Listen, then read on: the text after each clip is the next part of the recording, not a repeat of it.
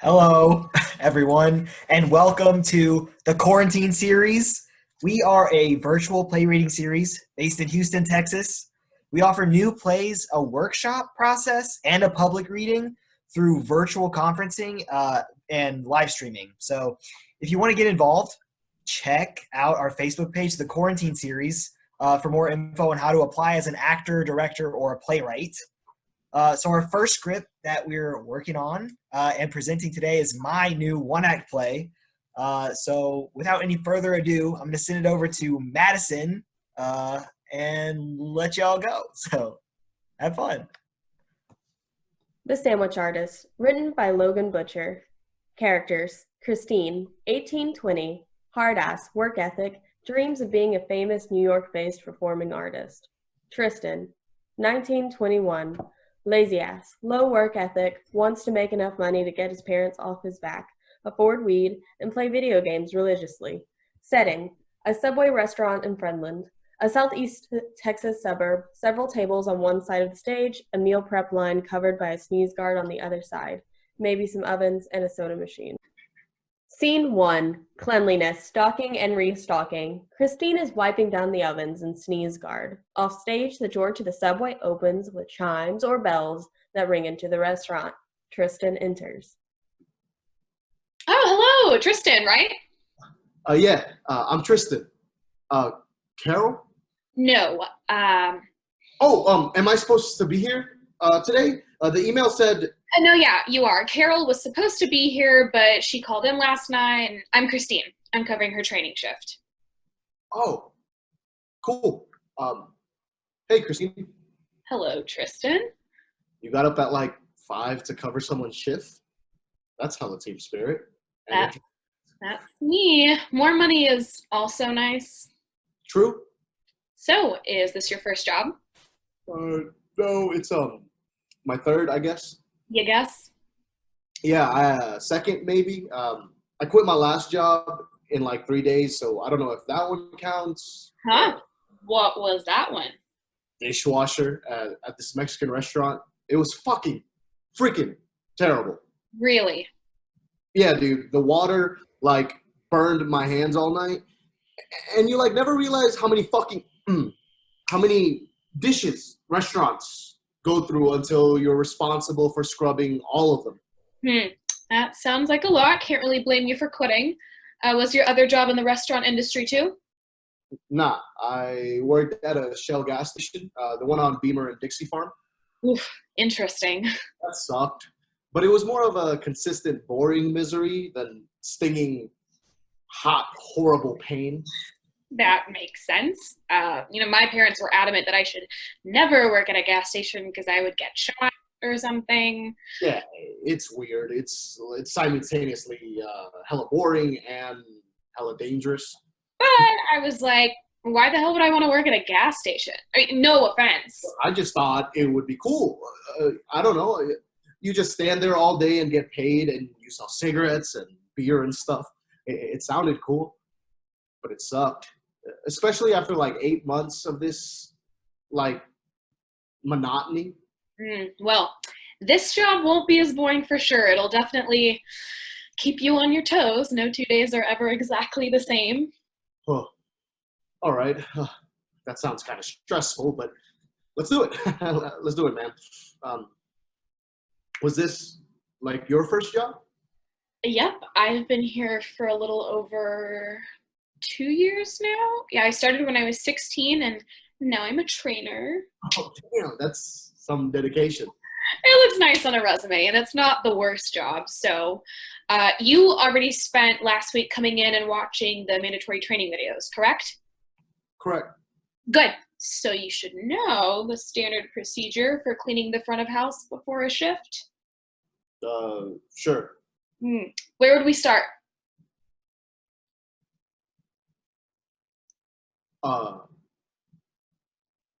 That was like the first video. It's been like 8 days. I think we sweep the floor first. Close. That's step 2. Another guess? Oh, we wipe down the tables. Heck yeah. First thing you'll want to do when you're responsible for opening and cleaning the front of house, wipe down the tables. Then you already said step 2, sweep the floors. Any idea why it goes in that order? Corporate management making arbitrary rules. No, Tristan, because if you swept the tables first, if you swept the floors first, then wipe down the tables, the floors would get dirty with the stuff that came off the tables. Oh, that actually kind of makes sense. So you'll always want to make sure and grab a clean rag to start the day with. They're located down here.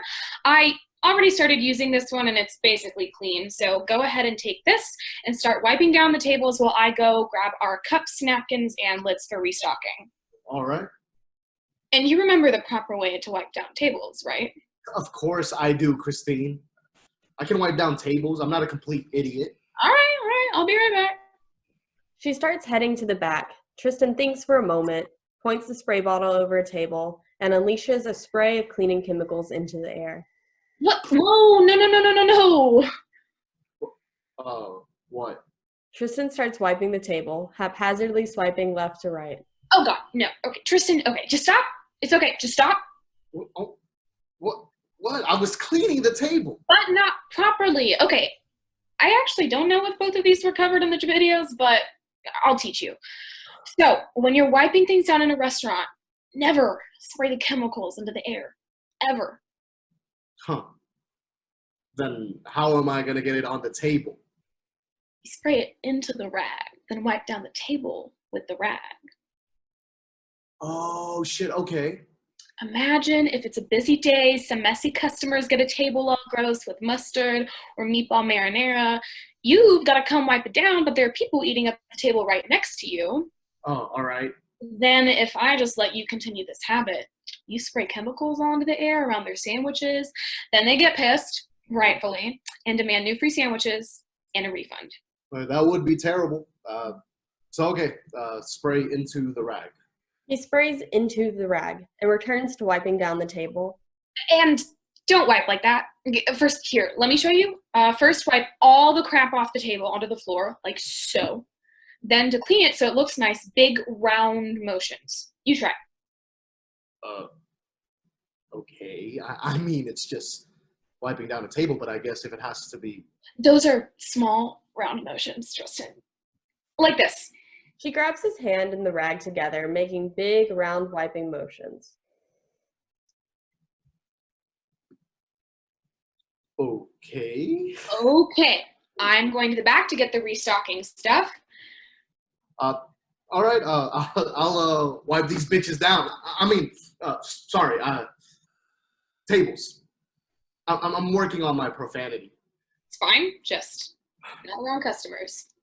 She goes to the back. Tristan wipes down a couple tables before she returns with 2 large cardboard boxes and a large plastic-wrapped bag of napkins.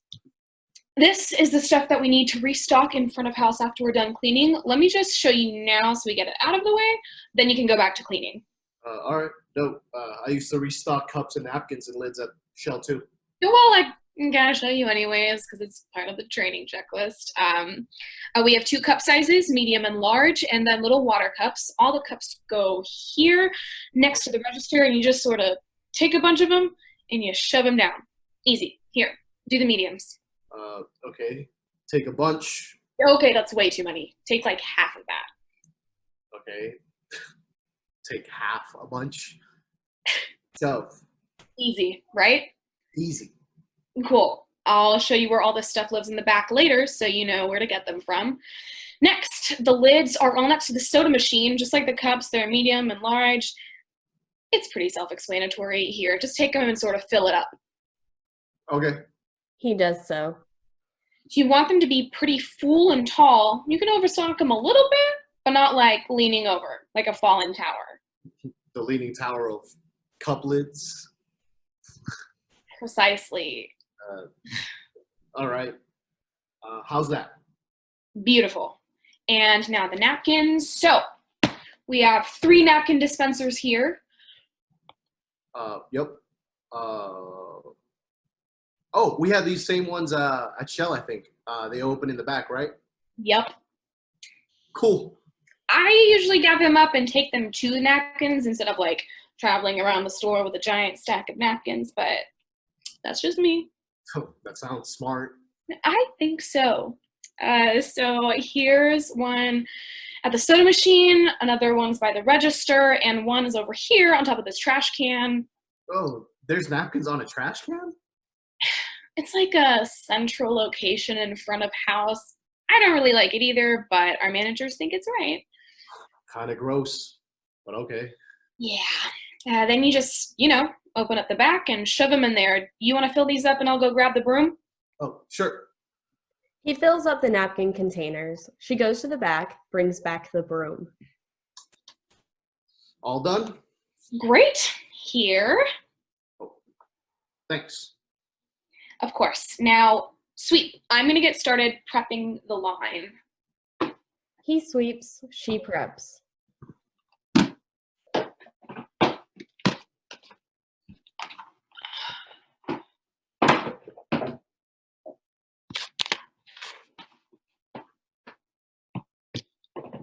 So, am I crazy, or is there like sexual tension here? Oh my God. No.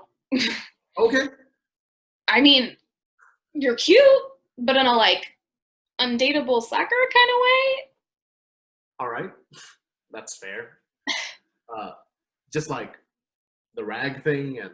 I was just showing you how. Ooh, there's definitely some sexual tension. I am feeling the opposite of sexual tension, Tristan. Unsexual relief? I'll take it. Out. Scene 2, the second Saturday, 5:58 a.m. Christine is wiping down tables with the spray bottle and washcloth.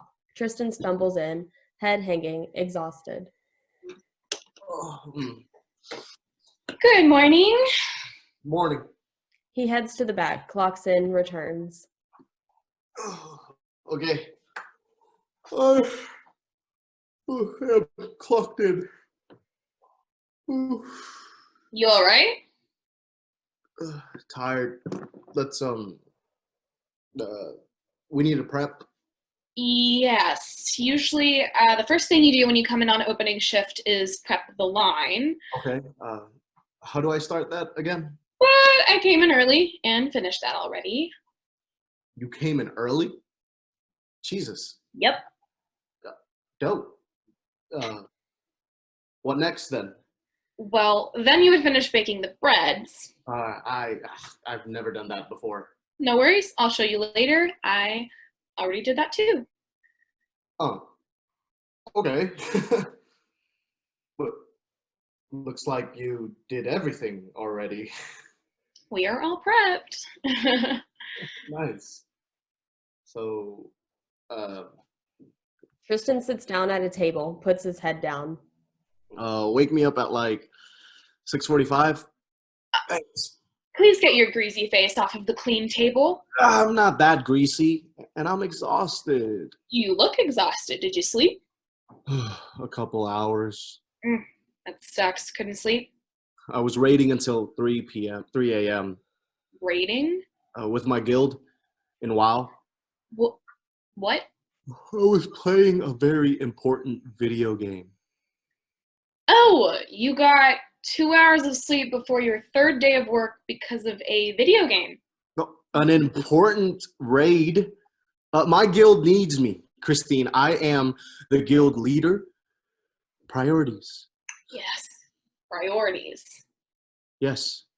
So please, wake me up when I'm needed. I'm not going to let you sleep on the clock, Tristan. Okay, I'll just close my eyes then. Get your face off of the table. So you really got up at the ass crack of dawn and got here early just to torture me? No! Why then? Insomnia? Kind of. I'm applying to this really important school, and I have to finish my essay soon, and it's freaking me out. Oh, dude. You got that shit. Don't worry. Thanks. I don't know. I can't stop thinking about it. I did our prep work because we need to work on your condiment placement. My what? Your condiment placement on your sandwiches. Are you kidding? No, Tristan. She goes behind the sneeze guard, brings out a large cutting board.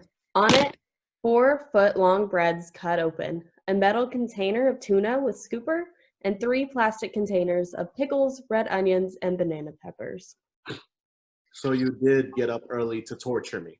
Sure, if you consider getting better at your job, torture. This early? Definitely torture. It's not that early. I'd consider it an opportunity for growth, for an improvement in your work ethic. So boring. Become a better human. We're making fucking sandwiches. It's not that grandiose, Christine. Our job title when we were hired here is sandwich artist, Tristan. Oh, please, not the artist spiel. Each sandwich you craft, each unique meal you create, Please, the awful training videos were painful enough. each bread you slice open is an empty canvas inviting you to make a creative mark on the world. You believe this shit?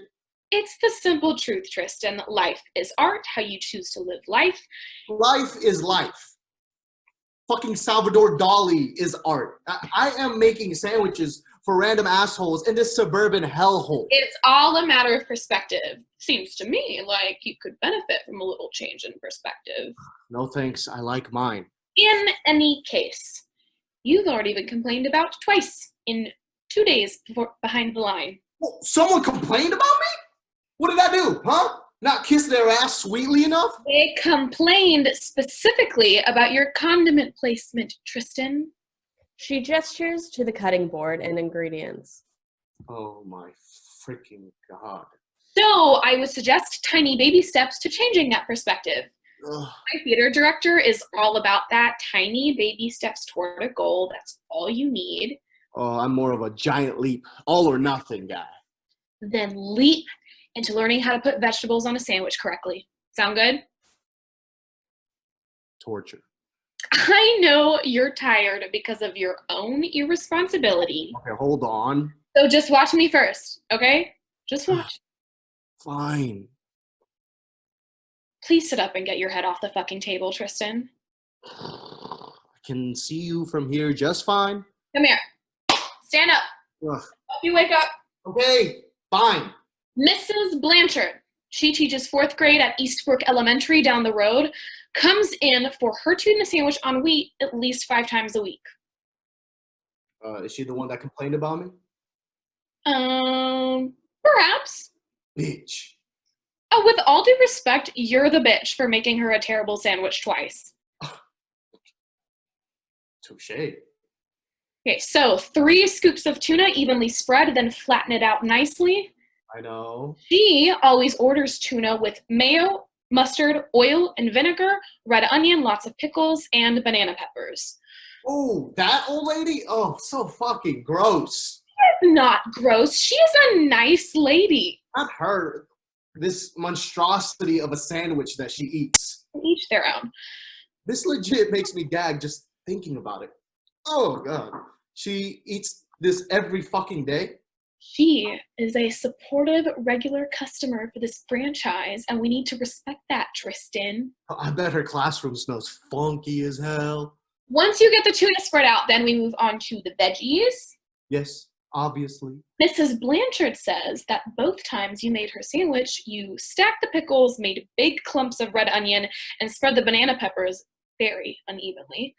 Boo-hoo! The ingredients were on the sandwich. He had to pry open her sandwich and move the ingredients with her own fingers. Oh no, what a travesty. He has arthritis and paid $7 for that sandwich, Tristan. I didn't ask her to. She is not the sandwich artist. You are. You are being paid hourly to make her a special sandwich to the best of your abilities. I guess. Watch. Pickles. Evenly spread, not touching one another, approximately 1 per bite. Red onion, a nice even sprinkling, no harsh clumps, make it pretty. And banana peppers, strung through the sandwich beautifully, like carefully hung Christmas lights around the roof of a house. Like what? See? Isn't this a gorgeous sandwich? Anyone would want to eat it. It's like a little work of art. Ugh, not me. I'm gagging looking at that shit. Now you try. First, nice spread of tuna. Do I really have to do this? I get it. I watched you. We're gonna make 3 perfect Mrs. Blanchards. Come on. What do you want to do in your life, Tristan? What? You're going to have to practice to be good at whatever you want to do, which is... That's a weird question. I'm 19. I don't know. I want my guild to be the top rating guild on our server. Okay. Don't judge me. What do you want to do? This isn't about me. You were up until 3 a.m. practicing. Oh, no. I answered your bad question. Now you answer mine. I'm going to be a famous multidisciplinary artist.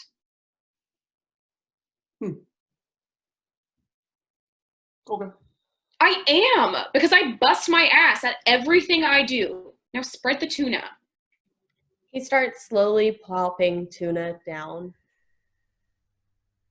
What are your disciplines? What? Is one of them sandwich making? Your multiple disciplines? I'm going to be an actor, singer, dancer. Huh. Dope. Act something for me. That's not how it works at all. Sure. Anyways, just like you were up until 3 a.m. last night practicing your rating, practicing your pickle placement will make you a better sandwich artist. Tuna, pickles, red onions, and bell peppers. Gag. Ugh. Let's see your pickle placement. Take your time. He slowly places pickles.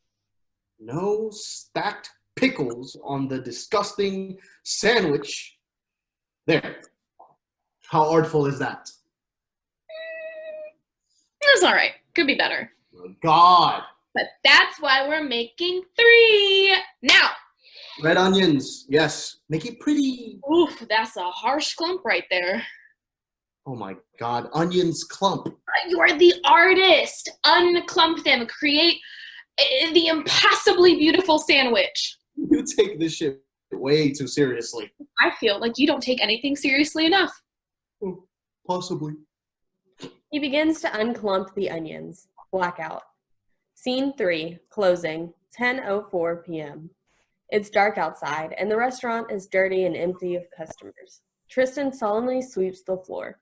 Christine bursts out from the back with a washcloth and spray bottle. As she cleans, she dances around a little and sings under her breath to herself. Beyonce.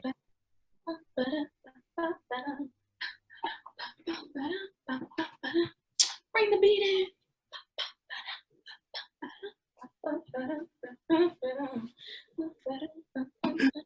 You're crazy, man. Don't call me that. I'm happy. You're crazy. How are you in such a good mood? That shift was horrible. It was brutal. So what's with... Nothing.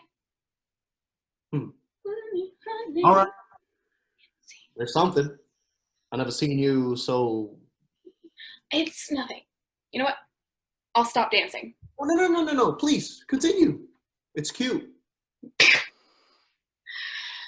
Funny, I can see the sun from here. I'm just saying, I've worked with you for months, and I've never seen you dance around during closing. You're always like, business only. I've got to get the fuck out of here.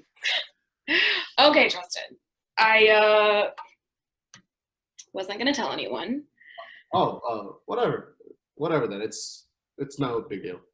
But I guess I'll tell you. Since you're here and like... Oh, you don't have to. Well, you inquired and now I feel like it's okay to tell. I just didn't want it to be like a thing. Oh, well, I won't tell anyone. I'd hardly talk to anyone else here besides you. Today was my last day. Ta-da! Wait, what? For real? I put in my notice a while ago. This is my last shift. Holy shit. Yep. And now we're closing up. So my time here has almost come to an end. Christine, what the hell? That's crazy. I'm gonna miss you. Oh, I'll miss you too, Tristan. A little, at least, but it's not like I'm dying or anything. Like, we'll both still exist in the world together, just not here. Well, I know, but who's gonna bitch to me about my condiment placement now? I am sure someone can pick up the slack. Well, but it's so special and endearing when you specifically are obsessing about my placement of pickles onto a stranger's sandwich. Got it. No, seriously. Like, how am I supposed to go on? You taught me to wipe down tables, for fuck's sakes. Well, I'm sure you'll find a way to move forward. Stop being dramatic. Spray into rag, big circular motions. Common sense that you'll figure out a way to move forward. You'll have to if you want to keep getting a paycheck. So. I still remember how you, like, went over my back and grabbed my hand to show me. Oh my goodness. That was hot. I mean, not like, it was platonic. I know. A platonic hotness. Well, are you, like, in love with me? Come on. Gross. No, dude. I'm not in love with you. Hopeless infatuation is definitely not love. You are, like, amazing, though. Oof. Sorry, Tristan. It's okay. They continue cleaning in silence. Christine's dancing is more subdued after a while.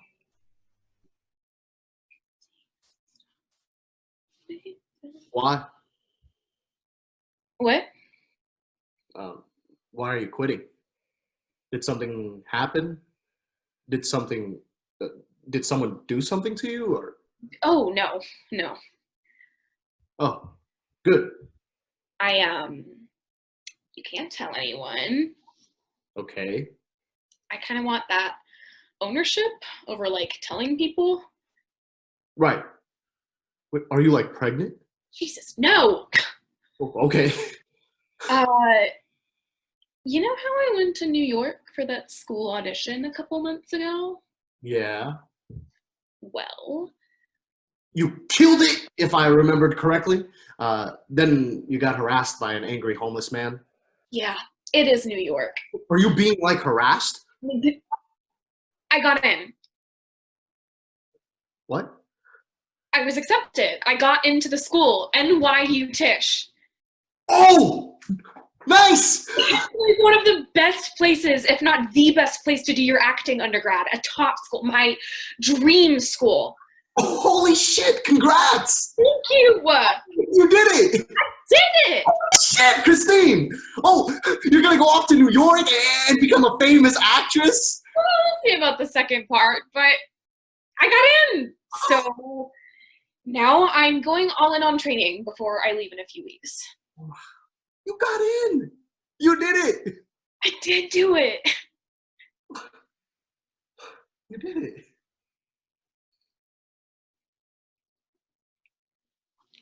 So yeah, I quit. Wow. Wow, dude. I'm gonna miss you, man.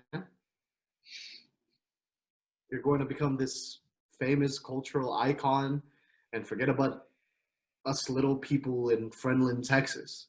I won't forget you, Tristan, for better or worse. This is crazy.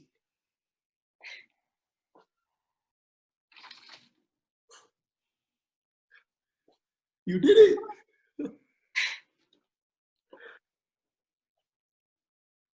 Hold on.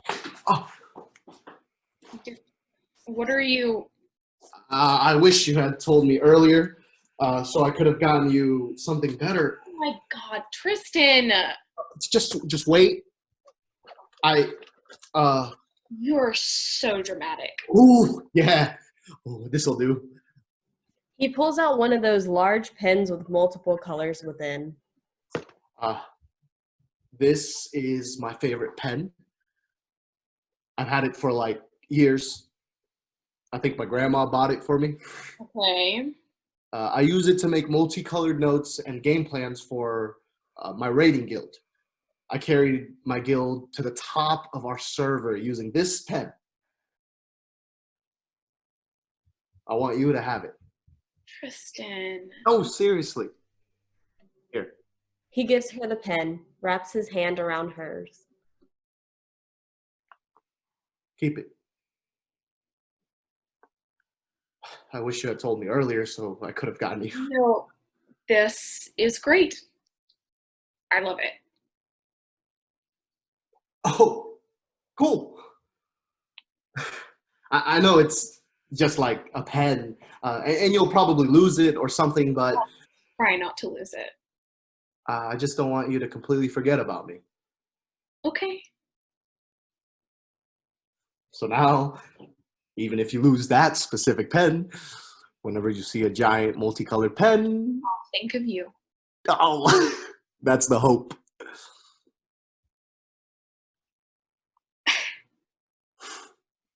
That's really sweet, Tristan. Thank you. Of course. I'm just like so proud of you. Thanks. It's going to be hard. Really expensive and like the most difficult thing I've ever tried to do, but it's what I want more than anything. More than anything. So onward. That's crazy. I don't know if I'll ever be able to do something that awesome. If you improve your work ethic, you probably can. Like that's ever going to happen. Oh, man.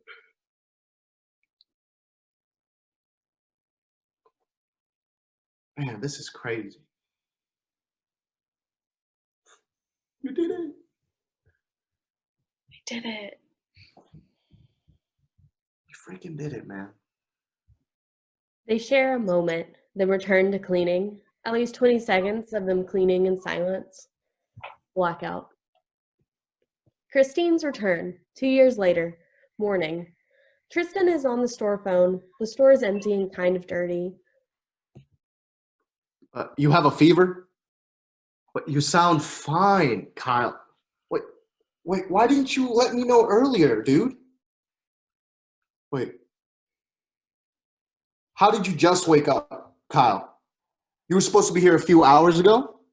Wait, no shit, you also overslept. Kyle, you don't have a fever. You don't. Just come in, man. I can't handle lunch rush by myself, and it's almost 10:30. I know I made it through last time, but it was fucking miserable. Kyle, get your ass dressed and get over here. Okay, Kyle, what's your temperature? Uh-huh. Oh, your head feels warm? Okay. That's not a diagnosis for a fever, Kyle. Everyone's head feels warm. Yes, I heard you cough. See, I can cough too. I'm fine. No fever. No. You can't just have a day off. That's not how this works, man. Kyle, stop crying. Stop. What's so important that you're calling into work with a fake fever, man? Kyle, I don't care if you think you really need a day, a fortnight for your mental health, dude. I really don't. You have the day off tomorrow and Sunday, for Christ's sakes. Come in, Kyle. Kyle, listen, dude. Just get here ASAP, okay? And you can clock out right after we get through lunch rush. All right? That's the best I can do. Thank you, Kyle. Please, hurry. Okay, You have to stop saying that, dude. It's weird. I'm not related to you, dude. It's weird.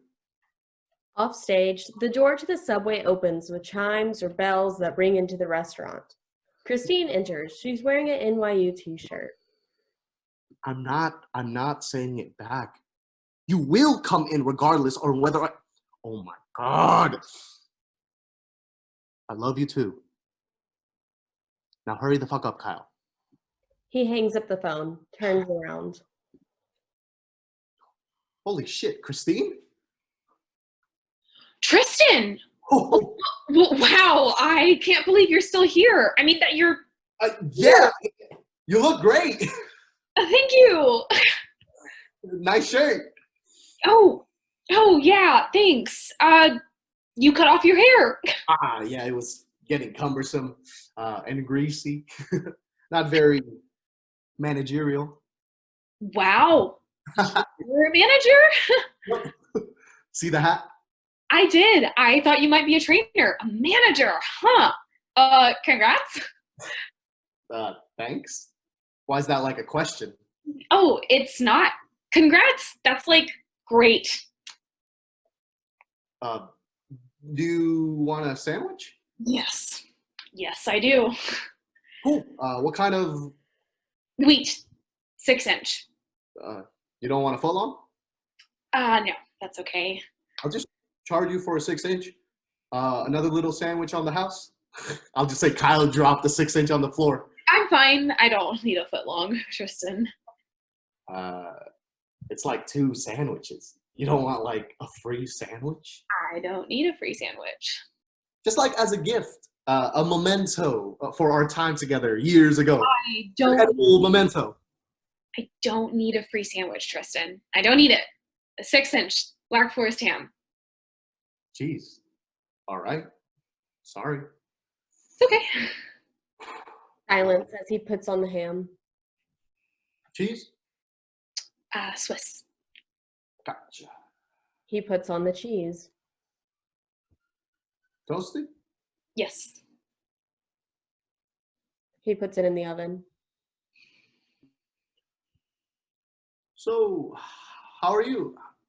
How's I'm great. I'm doing great. good? How's school? Acting and singing? Tish is amazing. I've just been given like so many opportunities for growth.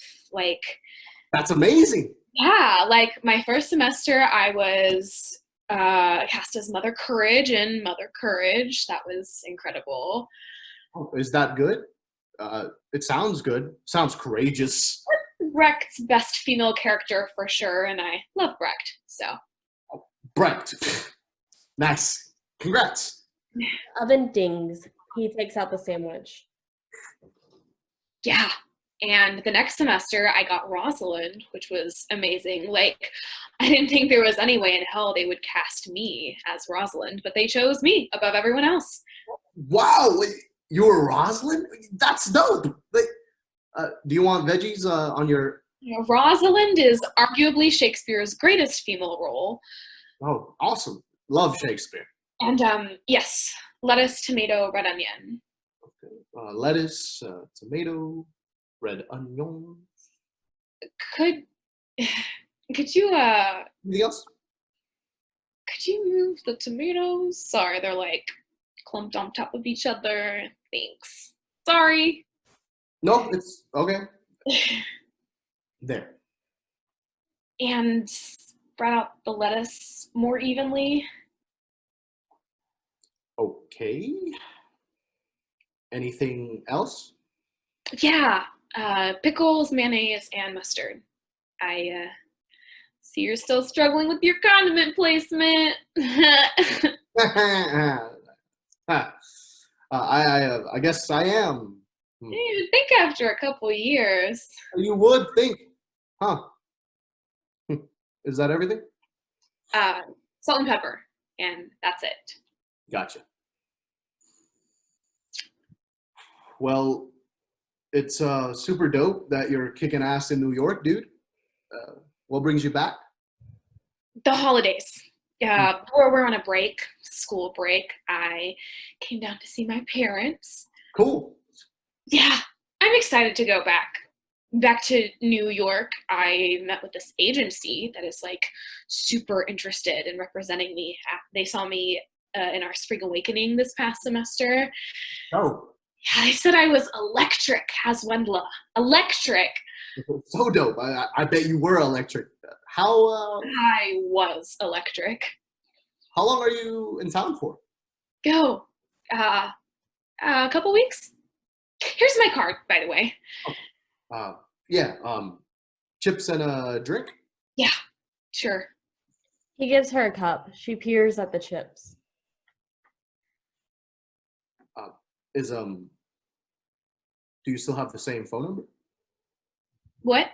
Is your number still the same? Why? I'm 758, by the way. I'm just wondering if maybe you'd want to like grab a drink or a coffee or something and catch up. Oh, Without, I don't know, like without sandwiches all around and this hat. no, I don't think so. I'm sorry. I'm not about to, I don't want to hurt your feelings. Oh, no, it's fine. I understand. I mean, we could go as friends. Right. I'm not gonna go out on a date with some manager at a Subway, you know? I just kind of have this, like, status now. Sorry. Oh, and what? I'm just a pathetic loser or something? No. Because I Well, have a fucking job, a stable job, that's an iffy job. that seems kind of fucking unfair. But all right. Well, you have this job. You're a manager at a Subway, which means you're probably not ever gonna date this girl, and like you haven't even gotten much better at it over 2 years. Look at this sandwich, for example. Jesus, the sandwich is fine. You clumped up my tomatoes, Tristan. Tomatoes are so easy. Oh, you don't have to be such a bitch about it. Excuse me? I mean, damn. Like, who made you the queen of fucking sandwich perfection? I see you still haven't changed. Oh, I have, but you wouldn't know. You haven't asked me anything about myself. Seems like you've changed too. You're all stuck up and full of yourself and all the way up your own ass. Yeah, sure, Tristan. Probably because I'm a talented star actress in New York. Who cares? Who fucking cares? Who fucking cares if you're just gonna be a dick? Well, who in the fucking world cares about some mediocre, pathetic Subway manager, huh? What a life. You know what? Fuck off, Christine. Enjoy your fucking sandwich.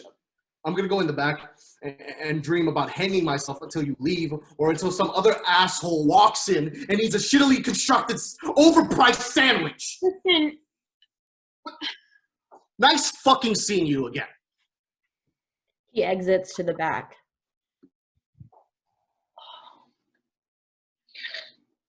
Tristan, I'm sorry, I can't. I don't know what the hell I'm doing this for. I can't anymore. I'm lying, Tristan. I've been lying. I'm so much more pathetic than you. And like, you can't leave the restaurant unsupervised. It's against manager protocol. Please come back here. He returns, reluctant.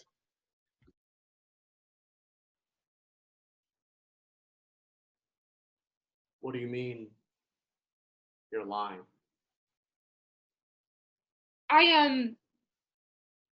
Jesus. I dropped out.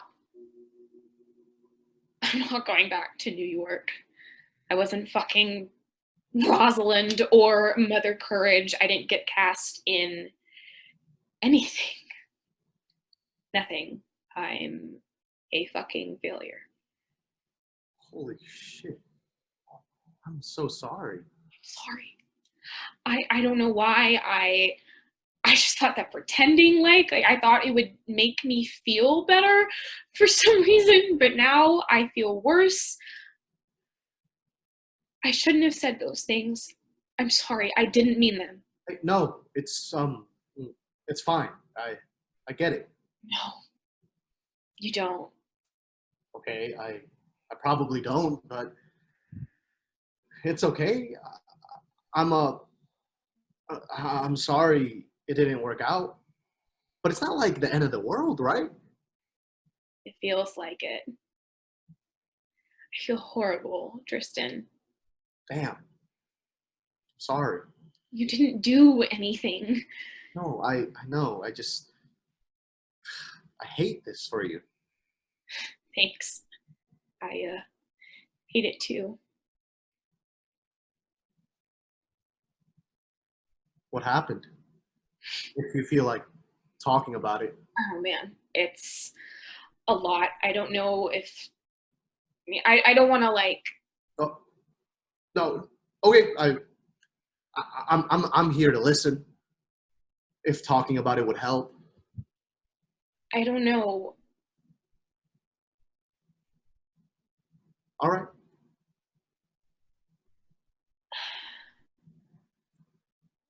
Everything fell apart, and I was so fucking naive about it all. I'm so fucking stupid. No, you're not stupid, Christine. You're young. I've been so incredibly stupid, Tristan. I'm fucked for life. I'll be paying for this for the rest of my life. Oh, did you like kill someone accidentally or? Literally, Tristan. I'll literally be paying. Oh my God. Saying it out loud is just, I'm $98,000 in debt, Tristan. Oh, man. Holy shit. With nothing to show for it. Nothing. Except for a few gritty New York stories and what? A lifetime of misery and some basic Meisner and Suzuki training. That sucks, dude. That fucking sucks. Hard. It does suck. So bad. But lots of people have student debt, though. Lots of those people have degrees, Tristan. Degrees in a field with well-paying jobs. Yeah, but I don't mean to minimize your. I know. I feel like I'm nothing worse than nothing. Christine, you are so much. I don't feel like much now, Tristan. I feel crushed, humiliated, and my parents, oh God, they're just mortified and vindicated. They always told me I should pursue anything else, but I had to follow my stupid fucking dreams like a dumbass. That doesn't make you a dumbass, Christine. You're bold, brave. A bold dumbass, Tristan. I did the math. Like when I got accepted, I knew there would be a lot of debt, a lot of it. But I just knew it would be worth it in the end, that I could make it work. For good reason. It's a top school, your dream school, right? And in New York, Broadway. I had no fucking clue. I was 18. I had no clue how crippling $30,000 of debt per semester would be. 30,000? I know, for fucking acting training. I mean, if it's the best of the best. So I get there and I'm diving in, busting my ass, doing all the right things, but I was broke. I used all of my savings in the first semester on food and seeing shows, so I had to get a job to survive, a full-time job. Oh, that's rough. But if anyone could make that work, I think that'd be you. I tried so fucking hard, Tristan. I worked at this coffee shop for a while, and it was awful. I'd be up at 5 a.m. and rehearsing until 11 p.m. I was making it work, but I didn't get cast in anything, and I wasn't making enough money to survive, much less go see great theater. That sounds awful. I'm so sorry. And I had to watch these spoiled rich girls go see Broadway shows every weekend, posting on their Instagrams and shit. And I know I'm working harder than them, but I have no time to train, no sleep, no money to go see plays. My second semester, I got this job as a cocktail waitress at a kind of seedy bar, and it paid well, but holy shit, was it so painfully humiliating showing off my body for tips so I could afford dinner. I'm so sorry you went through all that, Christine. In my third semester, I still hadn't been cast in a show. And what's worse is I saw how much better the other women were. The ones who could actually focus on their training and networking instead of working 50 hours a week. And I was just perpetually exhausted. It was after auditions, after the cast list went up and I was cast as a page in Romeo and Juliet. The rehearsal schedule meant that I could barely work for over a month, and I opened my student loan account that day and saw $98,000. And I just started sobbing. And then I called my mom and I was just like, I can't do this anymore. Jesus Christ. I'm so sorry. Silence. He reaches for her hand. She lets him. He rubs it gently. I did the math. Right now, I'm making about $500 to $700 a week waiting tables. That's like $35,000 a year with no time off. 3 entire years of work, Tristan. 3 years spending on nothing but that, which is obviously never going to happen. I'm going to be paying for this mistake for the rest of my life. How am I going to buy a car? Or get an apartment? Or go back to school? I can't imagine how you're feeling, dude. I'm so sorry. I feel like I'm worse than nothing. I am so fucking stupid. You're not, Christine. But Christine, I know this feels awful. Especially right now. I should have just stayed here.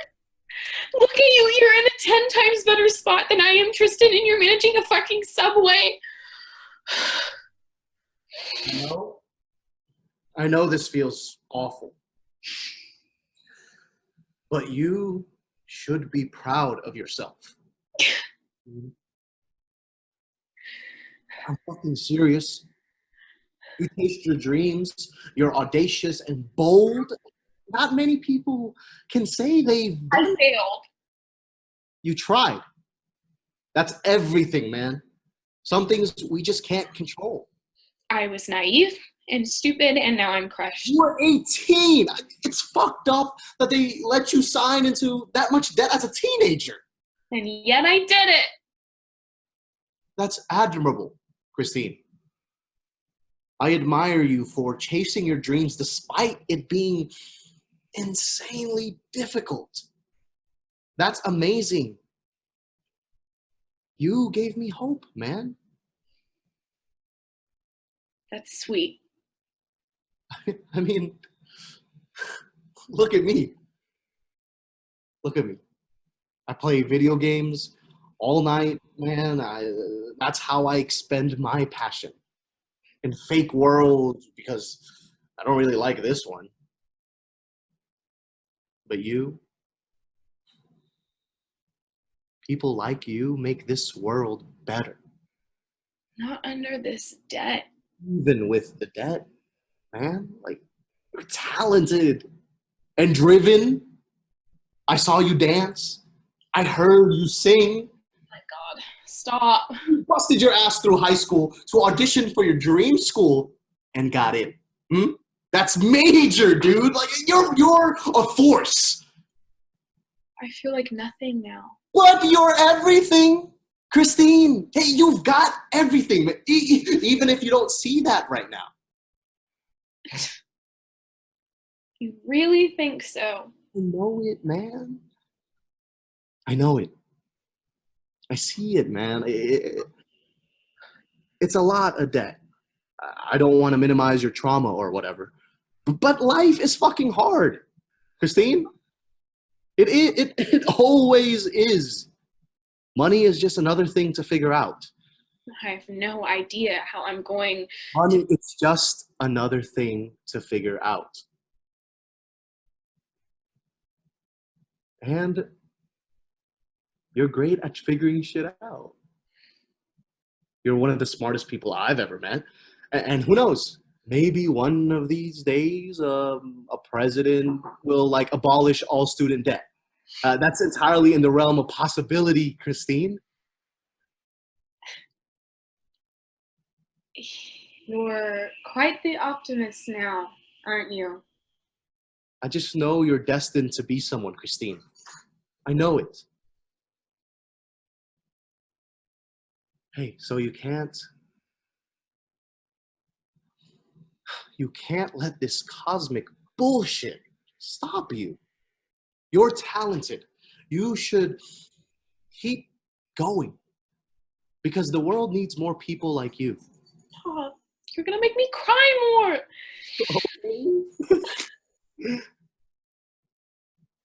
Can I make you that extra sandwich now? Please? I'll say Kyle fucked it up. Okay. Sounds nice, actually. Black Forest ham, Swiss cheese. Yes, please. He gets up, goes to start making that sandwich. Thank you, Tristan. Of course. He makes the sandwich in silence. Once he finishes, he bags it, brings it to her, and sits down next to her. Sorry that life has been such an asshole, dude. But I'm glad I got to see you again. Even if that's like selfish of me. She looks at him. Then she pulls out the multicolored pen from a back pocket. Me too. Oh my god, is that? Yep. Wow! It was comforting to think back to this place sometimes. Back to when things were simpler. You kept it? Yeah. I really missed you. Everyone else here fucking sucks to work with, dude. Like, They look at each other. Suddenly, she pulls him close by his collar and kisses him. A long kiss. A short silence after they part. whoa. Silence. They're both stunned, but content for a long moment. Off stage, the door to the subway opens with chimes or bells that ring into the restaurant. Startled, they both look over to see who has entered the restaurant, then blackout. End of play. They said it would not be done! Folks, fellas, friends, icons, we did it. Friends! How about a virtual round of applause for this cast who just killed it? What a that's one of the wildest play readings I have ever been part of. And it wasn't even like the script. Bro, we were just trying to... I was like, yeah, please, if I can just say these words. We're not able to turn the chat back on, but there is like a raise hand function, apparently. So if you raise your hand, we can call on you for a question for our talkback. Maybe they can post it on the Facebook page too? Or we can, but then they can talk. She can just unmute them and they can I talk. just made a post on Facebook that so we can raise your hand, or you can go on our Facebook, and I just posted a thread where you can ask questions or just leave general feedback if you want. We have our first question from Kel Bernardo. You're Okay. on mute. So how long was the process of this whole thing? And also, Let me also unmute Maggie for this, who is our director. claps. Let's get Maggie in here. Yay, Maggie! Woo! Maggie. So the question was, how long was this process? A week? It was like, yeah, like we started this on Monday, We had right? like rehearsals. Yeah, we rehearsed Monday and we read Monday, rehearsed Wednesday. Yeah, I guess I could answer that. I think the structure of these workshops and the performances is that optimally for something of this length, like it's a one act, it's not too long. There's two people. For a one workshop, we did one workshop on Monday, and then we had one rehearsal on Wednesday. Then we kind of teched it on Thursday, and now we're here on Friday doing this live reading, and they freaking just killed that thing. Like, man, like with one rehearsal. Like, oh my goodness. Okay, do we have another question? Or can I can ask one? We have a question from Mick. Mick, you're unmuted. Can you hear me? Just barely. Okay. So my question is that we're doing just questions right now, yeah? Yes. Okay. So Logan, how much of this have you been how much have you changed since the first finished draft TM? I've only made small changes, and I have a big change that I am in the process of making, but I was more excited to share this version of the draft right now. Oh yeah. Yeah. Especially with this cast. Thank you, Mick. Zach Franklin, you're unmuted. I'm unmuted. Hello. Hello. I wanted to know if it was hard to work on chemistry, like over the phone and using video chat only, like not being in person. I was kind of hoping they would like kiss the camera or something at the end there, but. Maggie, do you want to talk about directing the intimacy? Yeah, sure. So we knew our limitations in a way, so a lot of things we tweaked to keep the genuine side of the moment, and obviously we could have had them do things like that, kiss the camera, but then it makes it sort of foolish instead of being the actual emotion that's supposed to be in that, if it was being done on stage in its ideal circumstances, I guess. But we wanted to keep some moments, like we kept the pin and the but the pin and some of the general blocking we kind of added in to keep it as real as possible. Bro, chemistry was so hard. Yeah. And like it helped because we knew each other before this. Doing this with a stranger would have been much more difficult. Look at each other. We have to I have to look at the camera to make eye contact with her. Yeah.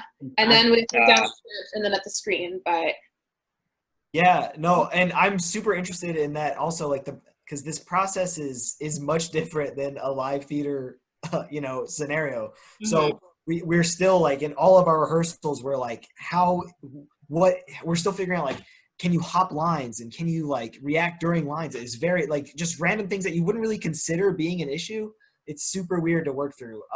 And yeah, we're super lucky that I had actually cast these two together in a 10-minute festival or like a short play festival recently. And so they had a lot of chemistry. And so we sort of casted with that in mind of like, we want, like built-in chemistry, especially for this script. I'll say as the playwright, that I really, for every time I've read this, I wanted people who have a strong chemistry already. I think it helps the script a lot. So that's my answer. Cool. Thanks, guys. Thank you, Zach. I love you, Zach. I love you too, Mohammed. What's up, man? That's failed. Yeah. That's failed. That's all the questions we had so far. I'll let you guys know if anybody else pops up. Cool. So I guess question, yeah, I just want to talk more about the process, I think. Like how, like for you, Anna Maria, I guess, well, how do you feel about the character, I guess, and how it felt just story-wise? And then, how it felt working over this process, maybe as opposed to what it felt like it would feel like in a room. Right. So first, the character. I definitely vibe with Christine as someone who is very anal and bossy and opinionated. I definitely resonate with those aspects of her personality as well as her ambition. Also, her little New York narrative was near and dear to my heart as someone who went through that whole audition process and ended up not going because of the debilitating nature of the financial situation. So Christine was very personal for me because it was just sort of this alternate timeline of what my life might have looked like if I'd shouldered that debt and decided to do that as a teenager. I was a little salty how she treats Tristan, but then she apologized. So you know what? Growth. I love the growth. I love her. I love her ferocity, and I love her vulnerability. We stan Christine in this household.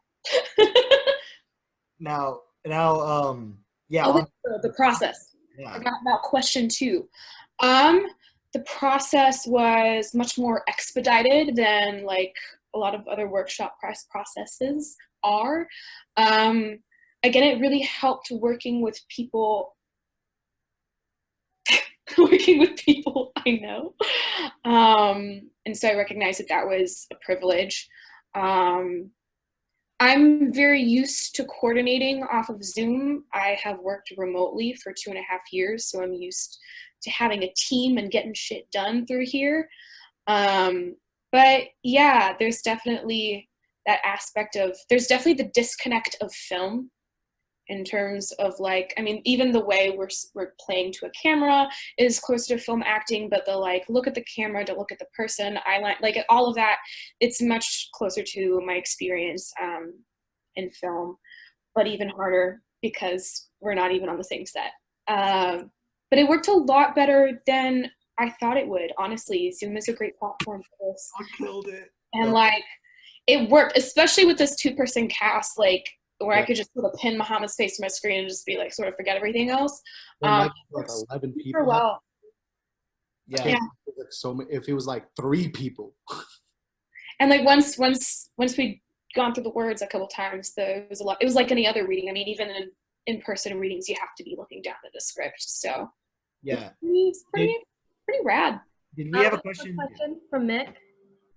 So, Mick? Hello. Sorry, that was very loud. Okay, so my question once again is for Logan.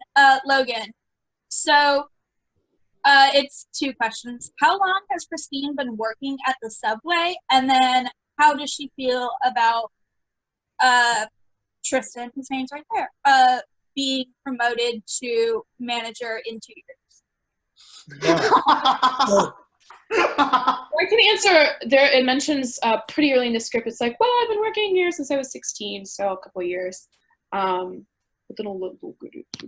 Yeah, no, that's my answer. Is about 2 years. She started working there right when she turned 16, and this is her job that she has in the first scene. And then how does she feel about him becoming manager?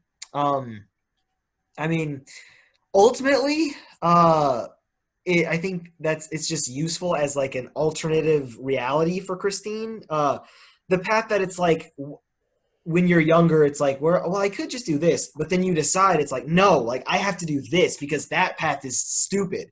But then it's like you go forward and you try to go on your path, and that person who took the path that you were like, no, that would be stupid, there's a reversal. So I mean, if that's the dramatic structure of it, but yeah, I think she feels like that. I think she knows that that subway is in need. If she was a trainer at like 17 or whatever, like these suburban subways be having some Kyles in them, and they stack the fucking pickles and shit. And that was the real impetus for this play. Nobody asked that, but is how much I hate pickles and condiments being stacked. Wait, can I interject? This deadass started by Logan ranting to me one day about how he went to Chick-fil-A and he just sent this flurry of texts about the condiment placement from one of these poor Chick-fil-A workers. I was like, Logan, their job's up. He was like, I'm gonna write a play about this. I'm like, do it. It's funny. So it's so beautiful to see this realized. We have another question from Zach Howard. You're unmuted. Zach. Oh, he said camera's on. Whoa. He said, whoa. Ooh, yeah, unmute the boy. I'm trying. Okay. I conditioned my hair, so of course I had to turn on the video. Yes! But anyways, I don't really have questions. It's more just 2 comments. The first one is because of that recent thing that Anna Maria just said. Logan, the only condiment on a Chick-fil-A sandwich is pickles. How do you get upset about the condiment placement on a Chick-fil-A sandwich when there's only one condiment? You want me to answer that? Let me answer that, okay? The answer is that there's only one condiment. So how are you going to put just pickles on my sandwich? It's your job to put pickles on this fucking sandwich. And you're going to just intentionally stack them up? Like, that's not how you've eaten a sandwich, right? You know that you need to spread out the condiments for it to taste good. And it just seems like very it's antagonistic. Like, I'm like, wow, this person hates me. Like, that's all very, very valid. So I appreciate that. And then my other comment was just that y'all really did kill this shit. The script works very well for the medium. The medium works very well for a play reading in general. Y'all all killed this shit from top to bottom. Directing, producing, like putting this shit together. Y'all killed this shit. So well done, and we are all immensely proud of you and hella entertained in this moment. Thank you. We love you, Zach. Thank you for all the support and for your ads and everything. We love you. Of course. Love you, Sarah. Thanks, Zach. Boy. Our next question is Anna Martinez. Anna, you're unmuted. Yo, what's up? Were y'all off book and you only had the script since how long? Oh, no, we were not off book. Okay, you looked really off book. Well done. Thank you. I was trying to watch. I was like, are they looking at the script? I was impressed. We fixed it in post, but we were looking at our script. Okay. Appreciate that. No problem. I love you both. I love Maggie Maxwell. I love my roommates. And I love you, Logan. Thank you, Anna. Love you, Anna. Love you too. They're one of 6 white men that she loves. Ah! I'm so That's all our hand-raising questions. We have about 10 more minutes. Okay, yeah, no, I just want to continue that same question that I had to Anna Maria, to Muhammad, about how does this character feel in this draft? And yeah, I'm still working on a new draft, everybody. This is not the final draft. This is like draft 1.15, maybe. But yeah, Muhammad, like, how does the character feel? And then how does this process feel different from working in a room?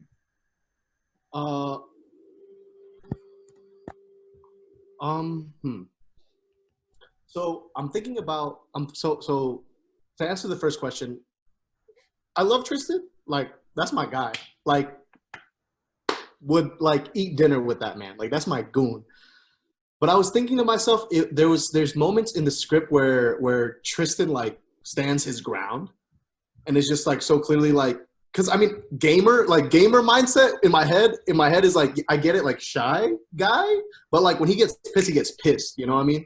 And so I really enjoyed the moments of conflict, and I wish Tristan was more opinionated on things, even if it's like things that are just not really important. Like, he's really opinionated on like the console he uses, you know what I mean? Or he's really opinionated on like the bread that he really likes, or like how he sweeps, or it's like, I know how to do this thing.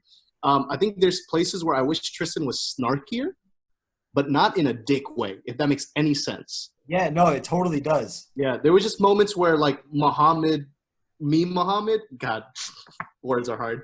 Like, there was moments when I had guttural like human reactions, so I just want to like have a comeback there. Yeah. But it'd definitely be interesting to see where that goes. Currently, I feel like Tristan's role in the play is more of a support.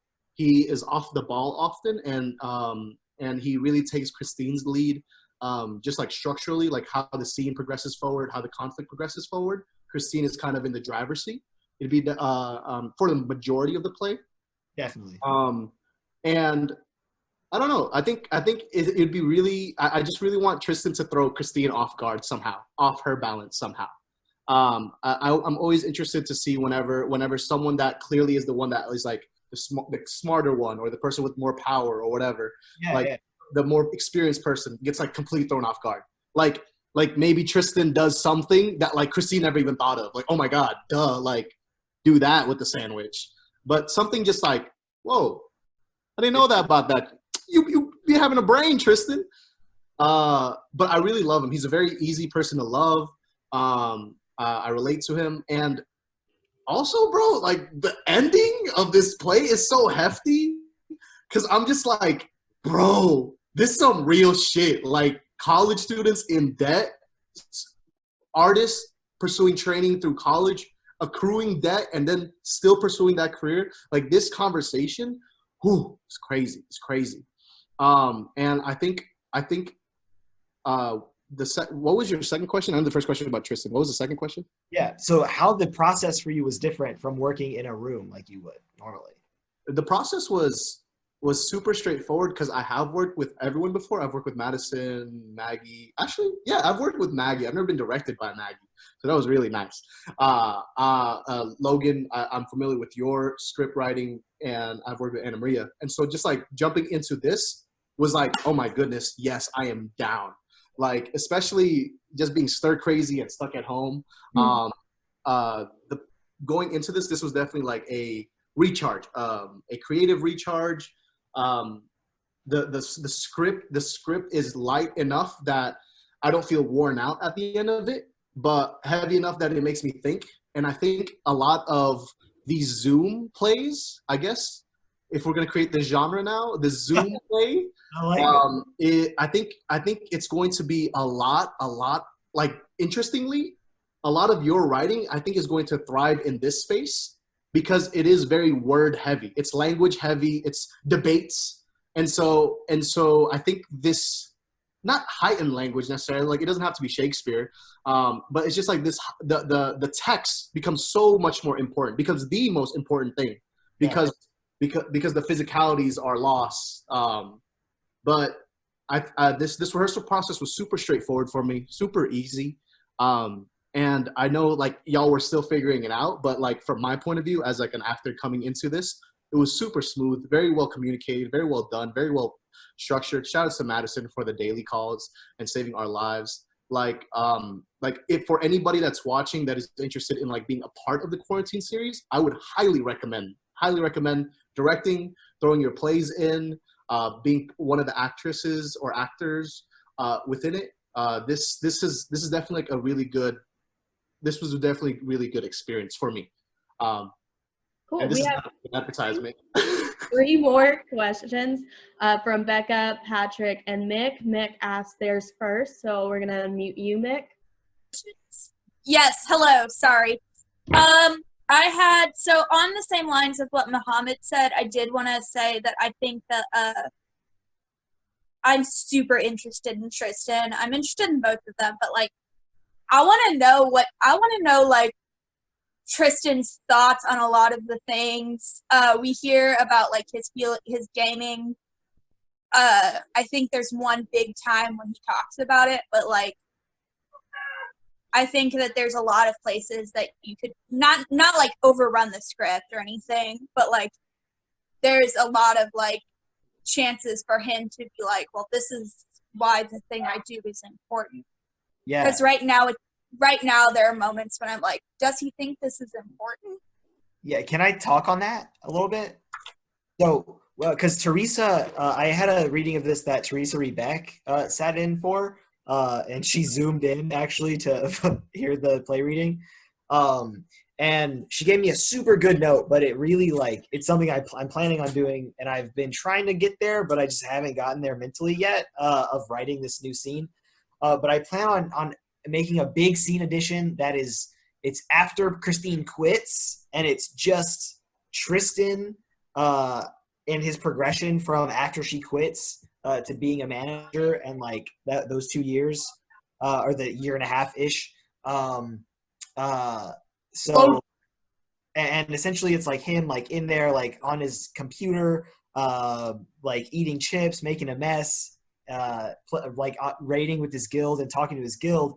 That's how you get the dialogue going. That's the dramatic structure. That talking to his guild, this whole, and it's a bunch of different scene hops and stuff. It's going to cover a lot of Tristan.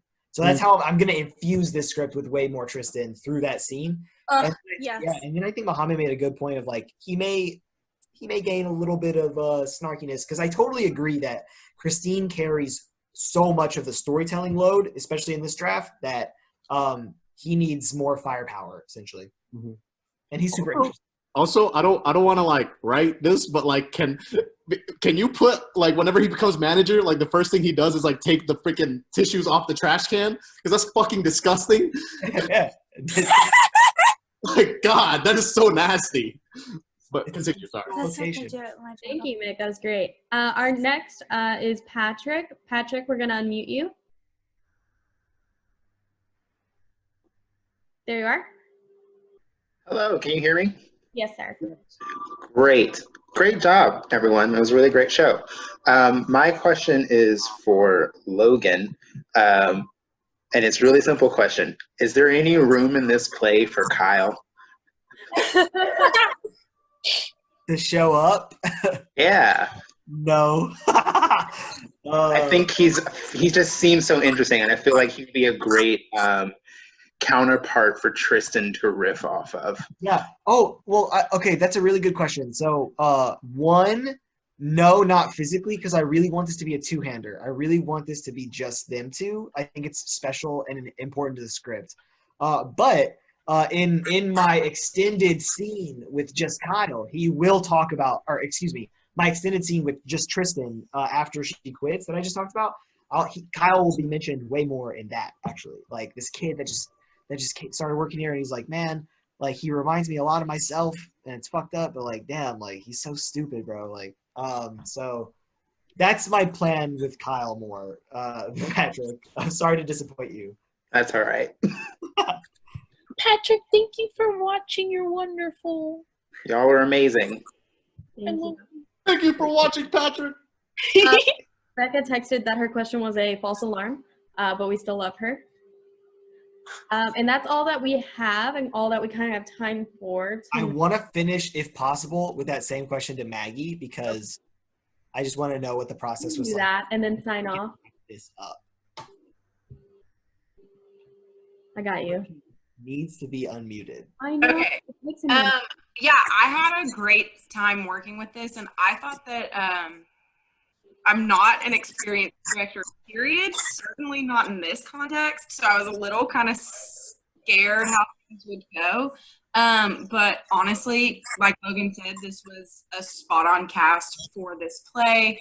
It was a great script to do on this platform, just from like a technical standpoint, because there's not a lot of like touching and blocking that tells a story. It is also in the language. So it was the perfect starter for, I think, this whole project. But I had a great time, and we never really got stuck. I think that it was really great to have Logan there the whole time, because that's such a blessing. You never have to do any guesswork if your playwright's in the room or a computer with this.